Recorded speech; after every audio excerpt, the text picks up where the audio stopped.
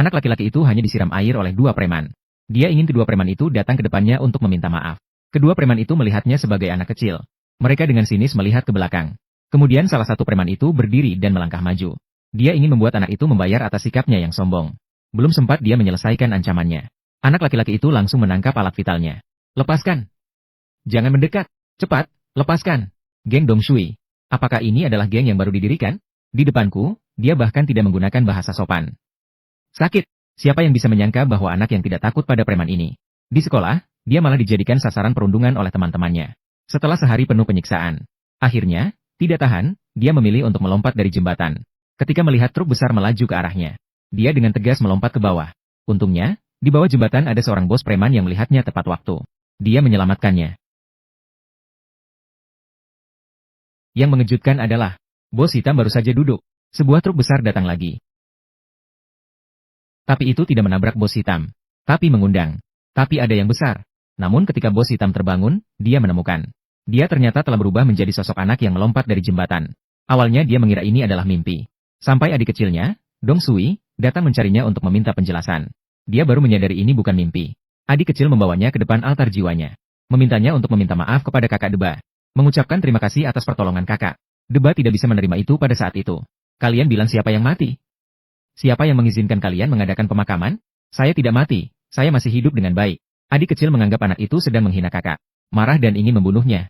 Untungnya, ketua di samping tidak ingin menambah masalah. Dia segera menghentikan adik kecil itu. Saya bilang kamu pergi, bocah bau. Tanah kuburan itu. Kembalikan dan tukar uangnya. Saya akan kembali hidup lagi. Siapa yang meminta kamu kembali? Yang seharusnya kembali adalah kakak saya. Deba melihat situasi ini. Mengira bahwa dirinya dan anak laki-laki telah bertukar jiwa. Maka dia langsung menuju ruang jenazah untuk mencoba menukar jiwa kembali. Tapi dia tidak tahu bagaimana cara menukar jiwa. Dia hanya bisa dengan putus asa memeluk tubuhnya sendiri. Berharap ada keajaiban yang muncul. Orang itu sudah meninggal. Baik berpegangan tangan maupun berpelukan tidak ada gunanya. Dia tidak akan kembali. Kecuali jika waktu bisa diputar kembali. Kecuali bisa kembali ke masa lalu. Begitu Deba mendengar, dia langsung teringat cara untuk menukar jiwa. Malam itu dia berlari ke jembatan. Dia dengan polos berpikir. Asalkan melompat sekali lagi seperti anak laki-laki, dia bisa kembali ke masa lalu. Tapi hasilnya, ketika dia terbangun lagi kali ini, tidak hanya jiwa tidak kembali, dia juga terluka di kakinya. Dia terburu-buru ingin mencari tubuhnya. Tapi dokter memberitahunya, 3 hari, karena dia telah koma selama 3 hari. Tubuh Deba sudah dikremasi. Sebuah upacara juga telah berakhir. Jadi sekarang dia hanya bisa hidup dengan tubuh anak laki-laki itu. Saat dia bingung tentang hal besar seperti bunuh diri anak laki-laki itu. Ketika dia bertanya-tanya mengapa keluarga anak laki-laki itu tidak datang menjenguk, seorang wanita masuk ke dalam ruang perawatan. Awalnya dia mengira wanita itu adalah ibu anak laki-laki itu. Apakah ibumu dan kamu punya pendapat tentangku? Departemen kami. Bukan, mengapa kalian berdua? Seolah-olah ingin menyiksaku. Tengah malam. Mengapa kamu ada di tempat itu? Ibumu yang menyuruhmu melakukan ini, kan? Apakah kamu pikir ketua tahu tentang hal ini? Apakah dia akan datang melihat kalian berdua? Apakah kamu melakukan ini hanya untuk mendapatkan perhatian? Setelah wanita itu mengeluh dengan keras, dia pergi begitu saja. Untuk lebih memahami situasi anak laki-laki itu. Deba mengambil tablet anak laki-laki itu. Setelah membuka kunci dengan pengenalan wajah. Begitu dibuka, itu adalah jurnal yang ditulis oleh anak laki-laki itu. Dia mengetahui dari buku harian. Anak laki-laki itu bernama Rong Li. Anak laki-laki itu Song Lisian. Alasan dia ingin bunuh diri semua karena telah lama mengalami perundungan. Awalnya, preman sekolah memaksanya mencuri minuman di rumah. Kemudian dia juga dipaksa untuk mencuri perhiasan di rumah. Ketika dia mengatakan tidak ada yang bisa dicuri di rumah, preman sekolah itu memintanya untuk mencuri rokok di toko. Selama dia tidak patuh, dia akan mendapatkan pukulan yang keras. Di dunia gelapnya, teman sekelasnya, Si Jing, adalah cahaya dalam hatinya. Dia selalu ingin berteman dengan Si Jing. Namun, saat dia melihat Si Jing, dia tertangkap oleh preman sekolah. Preman sekolah itu menyebarkan rumor bahwa dia adalah penguntit. Ini membuatnya yang sudah tidak punya teman semakin sulit untuk mendapatkan teman. Seiring waktu, dia akhirnya tidak tahan dan memilih untuk bunuh diri. Deba setelah membaca buku harian anak laki-laki itu tidak bisa menahan kemarahan di dalam hatinya. Dia marah dan langsung memecahkan tablet itu. Baiklah, akhirnya saya mengerti. Mengapa jiwa saya bisa masuk ke tubuhmu? Saya harus pergi ke sekolah, pinjam tubuhmu sebentar ya, untuk menunggu kamu kembali, kan? Agar bisa hidup normal saat kamu kembali. Bisa menjalani kehidupan normal. Saya akan mengalahkan mereka semua. Deba segera mengemas barang dan kembali ke rumah Lisian. Begitu masuk rumah, ada seorang wanita yang mendekat dan peduli. Sepertinya dia adalah pembantu. Dari pengasuh, diketahui. Wanita yang mengeluh di ruang perawatan itu adalah sekretaris ketua. Ibu yang mahal. Berbaring di sofa adalah ibunya. Saat makan, dia bertanya kepada pembantu. Mengapa ibunya tidur di ruang tamu? Pembantu berkata sejak dia mengalami kecelakaan. Sekretaris sering datang ke rumah. Setiap kali datang, dia membawa banyak alkohol. Dia curiga sekretaris memiliki niat buruk. Ingin membuat Ibu Li Xian bergantung pada alkohol. Karena Li Xian adalah anak haram dari ketua. Dia juga satu-satunya anak ketua. Ditambah lagi, istri ketua baru-baru ini dirawat di rumah sakit. Dikatakan bahwa waktu yang tersisa sudah tidak banyak. Jika istri ketua meninggal, Ibu Li Xian kemungkinan besar akan menjadi istri ketua yang baru. Sekretaris melakukan ini pasti karena takut Ibu Li Xian naik jabatan. OK Construction adalah salah satu perusahaan konstruksi terkemuka di negara kita. Jika ketua tidak datang, sekretaris akan memegang kekuasaan besar. Sopir yang ditugaskan kali ini mengawasi ibumu sepanjang hari. Benar-benar tidak tahu apakah ibumu akan tanpa sadar. Aduh, kamu baru keluar dari rumah sakit. Saya terlalu banyak bicara. Dari sini terlihat bahwa situasi Li Xian dan ibunya sangat berbahaya. Tapi ini tidak ada artinya bagi Deba yang telah berkecimpung di dunia hitam selama puluhan tahun. Itu tidak dianggap masalah. Karena Deba ingin Li Xian menjalani kehidupan normal. Maka harus mulai berubah dari awal. Jadi dia pergi ke salon untuk memotong rambutnya menjadi gaya pelajar. Dan mengganti seluruh pakaiannya. Kemudian pergi ke perpustakaan. Saat sedang berjalan-jalan, seorang anak laki-laki menabrak tongkatnya. Maaf. Aduh, sungguh. Perhatikan lebih baik lain kali, ya. Ternyata anak laki-laki ini adalah Seong Kyung. Karena rambut panjang Li Hyun menutupi setengah wajahnya. Dia tidak pernah melihat dengan jelas seperti apa Li Hyun sebenarnya. Ditambah lagi, Li Hyun menganggapnya sebagai orang asing. Jadi, ketika melihat anak laki-laki yang mirip Li Hyun di depannya, dia tidak berani mengenali. Tapi saat hari sekolah dan guru memanggil nama, Seong Kyung baru tahu bahwa dia adalah Li Hyun. Seluruh kelas juga melihat wajah asli Li Hyun untuk pertama kalinya. Mereka semua mulai membicarakannya. Dia adalah Song Li Hyun. Apakah dia Song Li Hyun yang saya kenal? Benarkah? Apakah dia memang terlihat seperti ini? Sangat tampan. Begitu guru pergi, pemimpin sekolah berdiri dan mendekati Li Hyun. Dia bertanya kepada Li Hyun mengapa tidak membalas pesannya. Kamu juga merindukanku. Apa? Aku sangat merindukanmu. Jelas sekali dia terlihat tidak beres seperti ini. Menarik ketidakpuasan dari preman sekolah. Jadi, preman sekolah memanggil pengikutnya untuk bersiap-siap mengintimidasi Li Xian. Tapi Li Xian sama sekali tidak menganggap anak-anak yang belum tumbuh rambut ini.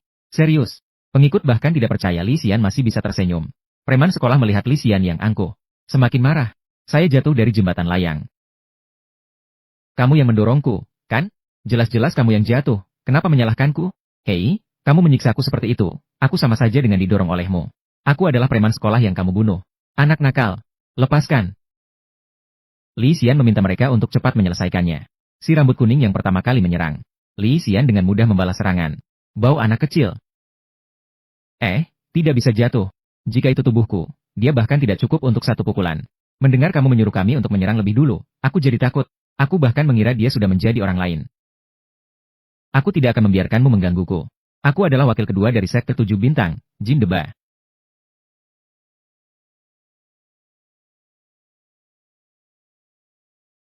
Sungguh menjengkelkan, sangat lambat. Tendangan ini langsung membuat Li Xian pingsan. Ketika dia bangun lagi, Sejing muncul di hadapannya. Dia melihat Li Xian terluka. Dia membawa Li Xian ke ruang medis untuk mengobati lukanya. Sambil mengobati lukanya, dia mempertanyakan Li Xian. Kenapa di perpustakaan berpura-pura tidak mengenal diriku? Bukankah mereka adalah teman baik? Li Xian segera menjelaskan bahwa dia terjatuh dari jembatan dan terluka di kepalanya. Kehilangan banyak ingatan. Tapi ini sama sekali tidak bisa menipu Si Jing. Sebenarnya mereka sama sekali bukan teman. Si Jing sengaja mengatakan ini untuk menguji Li Xian. Bukankah kamu pernah mengancamku? Pada hari hujan, kamu datang ke rumahku dan berkata jika tidak melakukan sesuai yang kamu katakan, kamu akan memberitahu semua orang tentang sifat asliku. Apakah dia berbicara tentang hari ketika Song Li Xian jatuh dari jembatan? Apakah hari itu bertemu dengan Chai Sekyung? Saya lebih memahami sifat Song Ri Hyun dibandingkan orang lain. Karena Song Ri Hyun telah mengawasi saya selama hampir 2 tahun. Mengawasi saya dari jarak yang sangat dekat. Ri Kyung tiba-tiba teringat. Catatan tersebut hampir sama dengan apa yang dikatakan Sekyung. Sekyung juga berkata kepada Ri Hyun, jangan berpikir bisa lolos dengan alasan amnesia yang buruk ini. Meskipun tinggi badannya, bentuk tubuh dan penampilannya persis sama dengan Ri Hyun. Tingkah lakunya juga tidak bisa menipu orang. Kamu bukan Song Ri Hyun, kan? Orang bisa berubah ketika menghadapi hal besar. Meskipun menghadapi hal yang sangat besar, orang tidak akan berubah. Semua orang pasti akan berubah. Ketika kamu mencapai usiaku, kamu akan mengerti. Bukankah kita sebaya? Orang tuaku baru mendaftarkan akte kelahiran saya sangat terlambat. Ri Hyun takut semakin terjebak, segera menghentikan topik tersebut. Namun, penampilannya di kelas olahraga tetap mengungkapkan dirinya. Dia menyelesaikan lompat kuda yang sulit yang tidak mungkin dilakukan oleh Ri Hyun. Tidak bisa dilewati. Dia menyelesaikan lompat kuda yang sulit yang tidak mungkin diselesaikan oleh Li Xian. Dan di hadapan pujian guru, dia juga terus-menerus memuji guru. Perlu diketahui bahwa Li Xian jarang berbicara. Apalagi memuji guru. Ini membuat Shi Jing semakin yakin dengan pemikirannya. Setelah pelajaran olahraga, Li Xian menemukan bahwa sekretaris tiba-tiba datang ke sekolah. Dia segera mengejar dan menarik sekretaris ke tempat yang sepi. Bertanya kepada sekretaris mengapa dia tiba-tiba datang ke sekolah. Ternyata dia telah menghabiskan banyak uang dengan kartu kredit tanpa batas. Sekretaris ingin membatasi pengeluarannya. Jadi dia datang ke sekolah untuk mengatur berkasnya. Bersiap untuk mengirimnya ke sekolah asrama. Apakah ini maksud dari ketua? Ah, orang tua ini begitu pelit. Hanya menghabiskan sedikit uang sudah mengeluh. Sebelumnya dia bahkan berpura-pura untuk memohon padaku. Sekarang bahkan tidak berpura-pura lagi. Apakah sekarang dia memutuskan untuk bertindak sembarangan? Jika aku benar-benar bertindak sembarangan, kamu tidak mampu menanggungnya. Kamu ini tidak tahu berterima kasih atas pengasuhan, masih berani membantah. Apakah kamu yang membesarkan anak ini? Dengar-dengar, istri ketua hampir tidak bisa bertahan lagi. Jika istri sah meninggal, posisinya akan menjadi milik ibuku. Jadi kamu jadi panik. Jika ingin berkuasa dan berbuat sesuka hati, silakan lanjutkan. Memanfaatkan kesempatan ini, aku juga bersiap untuk menjadi anak ketua. Kemana aku pergi, itu adalah keputusanku, bukan kamu. Li Xian selesai berbicara, menarik kacamata hitam sekretaris dan melemparkannya ke tanah. Li berkata di tanah, Li Xian selesai berbicara, menarik kacamata hitam sekretaris dan melemparkannya ke tanah. Lalu menginjaknya hingga hancur. Dan memperingatkan sekretaris jika dia muncul lagi di sekolahnya. Maka nasib sekretaris akan sama seperti kacamata hitam itu. Ini membuat sekretaris sangat marah. Dia segera mengatur anak buahnya untuk menyerang Li Xian. Tak disangka, anak buah ini ternyata adalah Dong, mantan anak buah Deba. Sejak pertukaran jiwa, Li Xian dengan sifat akrabnya yang alami. Dengan cepat akrab dengan teman-teman perempuan yang sebelumnya tidak pernah diajak bicara. Menjadi akrab. Saat mereka sedang asyik berbincang, Si Jing tiba-tiba muncul dan mengganggu mereka. Jadi, apa arti belajar murni? Benar-benar tidak ada habisnya. Murni simbol merek dagang terdaftar. Bukankah itu hanya waktu untuk belajar murni? Apakah Li Xian masih tidak tahu arti belajar murni? Tapi mengapa saya selalu merasa dia tidak tahu? Bagaimana bisa tidak tahu? Tentu saja tahu. Ini belum selesai. Si Jing sengaja menjela saat menjelaskan soal kepada Li Xian. Siapa nama aslimu? Rubah ini. Apakah kamu datang ke kelas malam hanya untuk ini? Karena saya adalah Song Li Xian, tidak ada yang bisa menipu saya. Bukan berarti tidak tertipu. Karena saya adalah Song Li Xian, tidak ada yang bisa menipu saya. Salah tekan. Konstitusi yang sebenarnya. Tidak akan melihat saya dengan tatapan seperti itu. Li Xian benar-benar tidak bisa mengerti. Mengapa si Jing terus-menerus mempermasalahkan identitasnya? Malam itu, Seok Jin bermimpi tentang Li Hyun yang mengancamnya. Tolong bantu saya. Jika itu kamu, pasti bisa melakukannya. Saya tidak mau. Maka saya juga akan orang lain tentang sifat aslimu. Apa sebenarnya yang ingin kamu katakan? Karena semuanya adalah kebohongan. Hari itu, tidak tahu apa yang membuat Seok Jin begitu takut. Setelah Li Hyun terakhir kali dipukuli oleh preman sekolah, dia menyadari bahwa tubuhnya benar-benar lemah. Dia pun mulai menjalani pelatihan yang ketat. Untuk benar-benar terbebas dari perundungan. Pertama-tama, harus meningkatkan kondisi fisik. Pada hari itu, setelah berolahraga, Li Hyun pergi ke pemandian untuk mandi. Dia bertemu dengan dua preman geng yang sombong.